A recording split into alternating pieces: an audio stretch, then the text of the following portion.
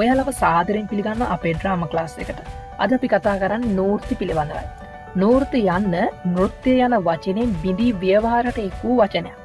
1877 බොම්බායි සිට ලංකාවට පැමිණි KM බලිවාලාගේ එල්පින්ස්ටන් ඩ්‍රැමටික් කම්පනි නම් වූ පර්සි නාට්‍ය කණ්ඩායම මෙරට නූර්ති ප්‍රචලිත කිරීම සඳහා මූලික අඩිතාලම දමනවා. නාටකම් කලාව පිරීමේ තිබූ මෙම යුගයේ ඇති වූ ආර්ථික සමාජික හා සංස්කෘතික වෙනස්කම් වලට ගැලපෙන උචිත නාට්‍ය ක්‍රම සකස් කර ගැනීමට සීදොන් බස්තියන් ජයවීර නැමැති නාට්‍යකරුවා දැරු උත්සාහයේ ප්‍රතිඵලයක් ලෙස රොලීනා නම් මුල්ම නූර්තිය ඔහු විසින් නිර්මාණය කරලා තිබෙනවා. මේ වන විට බිහිවිමින් තිබූ විවිධ රැඟුම් විලාස ඇසුරෙන් කාලයට උචිත ලෙස මෙම නාට්‍ය වර්ගයේ ඇරඹීම සඳහා ඔහු පුරෝගාමී වෙලාද තිබෙනවා.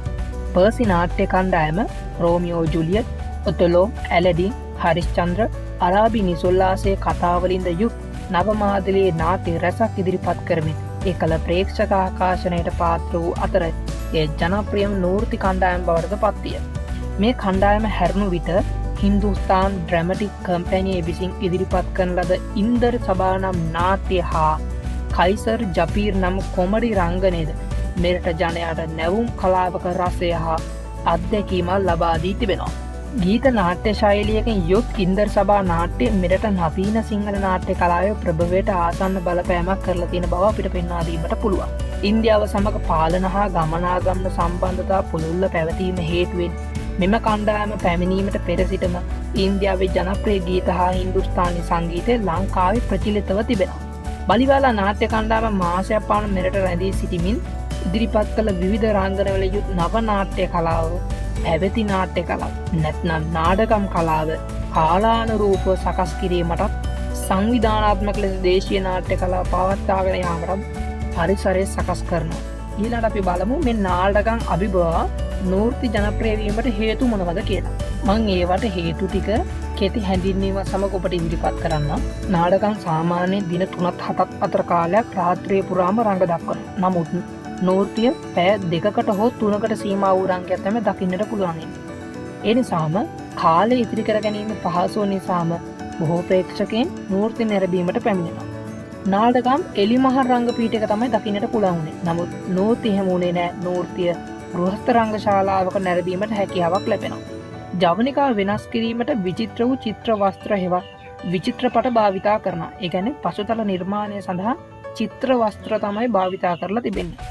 අවස්ථා නිරූපණය සඳහා විවිධ රංග භාණ්ඩ මෙන්ම යාන්ත්‍රික උපකරණ යොදා ගැනීම මනා අපේක්ෂාවක් ඇති කිරීමට නූර්තිය සමත් වෙලා තිබෙනවා. උතුරු ඉන්දියානු හින්දුස්ථානි රාගතාල වලට අනුව නිර්මාණය කරන ලද ගීත වැඩි සංඛ්‍යාවක් මේ නූර්ති වලට යොදාගෙන තිබෙනවා. රංගනය සඳහා කාන්තාවන්ද භාවිතා කරලා තිබෙන නිසාම ප්‍රේක්ෂකයන් වැඩි වශයෙන් නූර්ති නැරඹීමට පැමිණෙනවා. වේශ නිරූපණ, රංගභූමි අලංකරණ, වේශ භූෂණ ඉතාම විචිත්‍ර අයුරින් යොදාගෙන තිබෙනවා. නාටකමේ එන බහුභූතයා නූර්තිය තුළ කවටයන් ලෙස පෙන්වලා තිබෙනවා. ඉතින් මේ මූලික කරුණු නිසා තමයි නාටකම් අභිබවා නූර්ති ජනප්‍රිය වීමට හේතු වෙලා තිබෙන්නේ.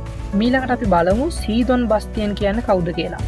නූර්ති කලාවේ පුරෝගාමියා වූ මොහු විසින් ඒ වන විට බිහිවීමෙන් තිබූ විවිධ රැඟුම් විලාස ඇසුරෙන් කාලයට උචිත වෙනත් නාට්‍ය ප්‍රභේදයක් සම්පාදනය කිරීම සඳහා නූර්ති නාට්‍ය රාශියක් නිර්මාණය කරලා තිබෙනවා. අපි එම නූර්ති මොනවද කියලා බලමු.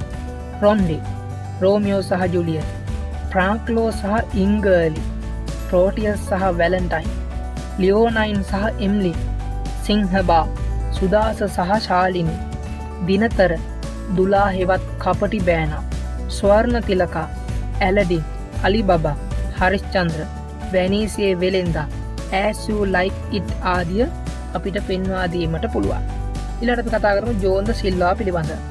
සීදොන් බස්තියන්ගෙන් පසුව නූර්ති කලාව හා බැඳුණු සිංහල නාට්‍ය කලාව ප්‍රවර්ධනය කිරීම සඳහා කැප වූ ප්‍රධාන නාට්‍යකරුවා වන්නේ ජෝන්ද සිල්වායි. ජෝන්ද සිල්වාගේ නාට්‍ය කොටස් 5කට වර්ග කොට තිබෙනවා. අංක 1 ලංකා ඉතිහාසය පදනම් කොටගත් නාට්‍ය.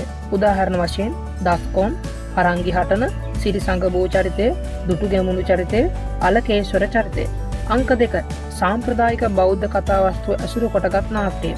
උදාහරණ වශයෙන් වෙස්සන්තර ජාතක දෘශ්‍ය කාව්‍ය, විදුර දෘශ්‍ය කාව්‍ය, උස ජාතක දෘශ්‍ය කාව්‍ය.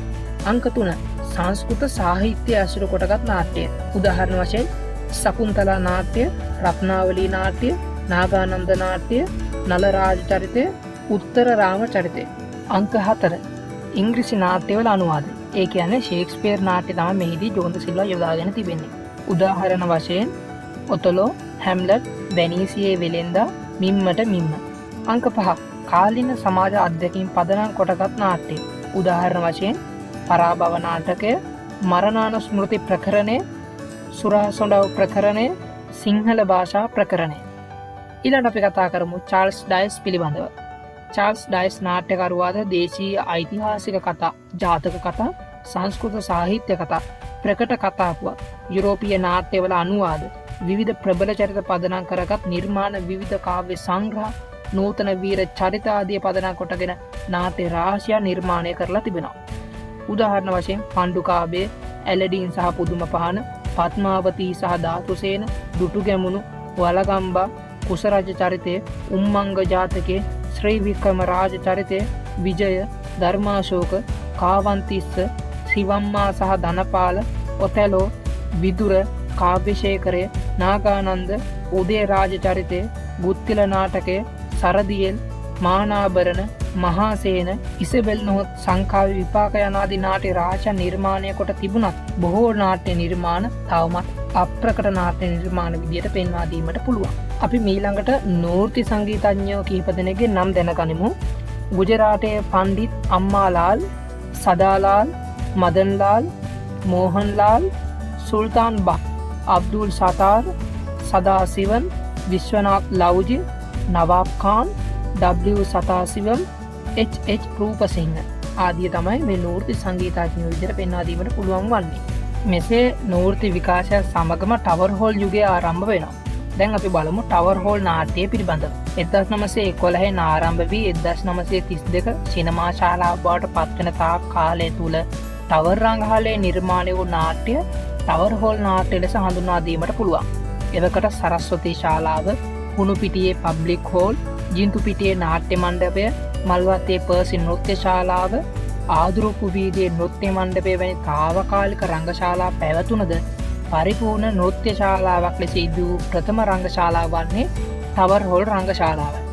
චාල්ස් ඩයස්ගේ පණ්ඩුකාභය නාට්‍ය පෙන්වීමෙන් විවෘත කරන ලද මෙහි ඔහුගේ සියලුම නාට්‍ය පෙන්වලා තිබෙනවා.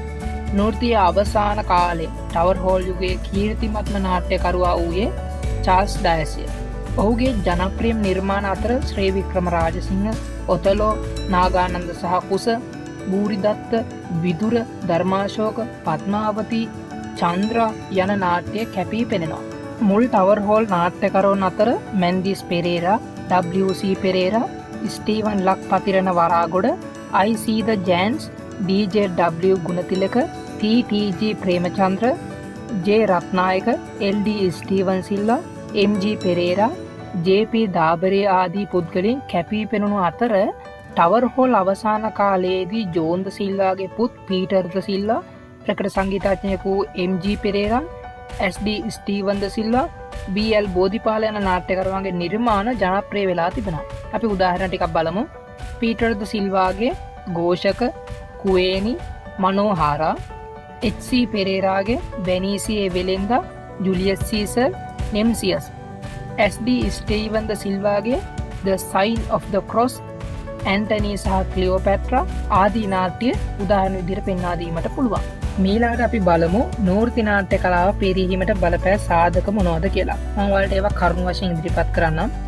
විවිධ සංස්කෘතීන්ගේ මිශ්‍ර කොටගත් අංග නෘත්‍ය ඇතුළත් වී තිබීම, නාට්‍ය සන්දර්භය පිළිබඳ හසල බුද්ධියක් ඇති රචකයන් දුර්ලභ වීම, කතාවස්තු ඉදිරිපත් කිරීම විනා මනා වූ නාට්‍යම අවස්ථා මතුවන ආකාරයට පෙළ රචනා නොවීම, නාට්‍ය රසයේ විසිරී යන අයුරින් අනවශ්‍ය ලෙස ජවනිකා යොදා ගැනීම, අනුචිත ලෙස ගී සින්දු බහුලව යොදා ගැනීම හා නාට්‍ය රසයට වඩා ගීත රසය ඉස්මතු වීම, ගී රසය අතින් කොතරම් කන්කලුවද නෘත්‍ය සංගීතය, නාටකම් සංගීතය තරම් නාට්‍යෝචිත නොවීම, සමකාලීනව විචාරවත් රසික පිරිසක් නොසිටීම, ද්විභාෂික මධ්‍යම පාන්තිකයන් විසින් පවත්වාගෙන යනු ලැබුවත් මෙම නාට්‍ය කලාව ඔවුන් විසින්ම ප්‍රතික්ෂේප කරනු ලැබීම, ඉංග්‍රීසි පාලකයන්ගේ මෙම නාට්‍ය කලාවට කිසිදු අනුග්‍රහයක් නොලැබීම. එමෙන්ම නෘත්‍ය නිර්මාණය කිරීම එක් එක් සමාගම් යටතේ තරගකාරීව හා වාණිජ පරමාර්ථයෙන් සිදුවීම නිසා ප්‍රධාන නාට්‍යකරුවන් අතර භේදකාරී තත්ත්වයක් ඇතිවීමද මෙම නාට්‍ය ඉදිරියට පවත්වාගෙන යාමට බාධාවක් වී තිබෙනවා. දැන් අපි බලමු මේ නූර්ති නාට්‍ය කලාව දේශීය නාට්‍ය කලාවේ පෝෂණයට බලපෑවේ කෙසේද කියලා. මම ඒවා ඔබට කරුණු වශයෙන් ඉදිරිපත් කරන්නම්. විශාල නාට්‍ය සංඛ්‍යාවක් බිහිවීම, ප්‍රථම නූතන සිංහල නාට්‍ය කලාව ලෙස ජාතික ප්‍රබෝධයක් ඇති කිරීම, නූර්ති නාට්‍ය කලාව සමග රංග ශිල්ප රාශියක් දේශීය නාට්‍ය කලාවට එක්වීම, දේශීය නාට්‍ය කලාව වෘත්තීය කලාවක් බවට පත් කිරීමට පදනමක් සකස් වීම, නව රංග ශෛලියක් බිහිවීම. මෙම කරුණු තමයි දේශීය නාට්‍ය කලාවේ පෝෂණයට නූර්තියෙන් ලැබුණු දායකත්වය. ඉතින් මෙතනින් අද අපේ නූර්ති පාඩම අවසන් වෙනවා. ඊළඟ පාඩමෙන් අපි කතා කරමු ටීටර් හා මිනර්වා පිළිබඳව.